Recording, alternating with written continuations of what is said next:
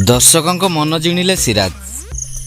हाँ दर्शक बंधु, भारतीय द्रुत बोलर मोहम्मद सिराज श्रीलंकार प्रेमदासा स्टाडियम रे उपस्थित थिबा सबु दर्शक मानकर मन जिणिले।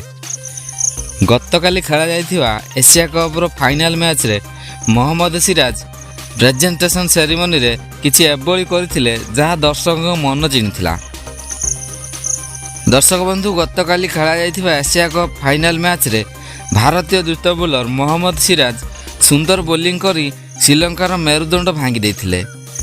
एही मैच रे से 7 ओवर बोलिंग करी 21 रन दे 6 गोटी विकेट हासिल करथिले एवं एही मैच रे से मैन ऑफ द मैच विवेचित होइतिले। प्रेजेंटेशन सेरेमनी रे मिलिथिबा man of the match award रो समस्त अर्थराशि को से ग्राउंड्समैन माननकु देई देथिले, जहाँ सेठारे उपस्थित थिबा समस्त दर्शक माननकु बहुत पसंद आसीथिला। तेबे दर्शक बंधु, मोहम्मद सिराजଙ୍କ एभली कार्य रे आपण माने केते खुशी दयाकरी कमेंट बॉक्स रे जणांतु।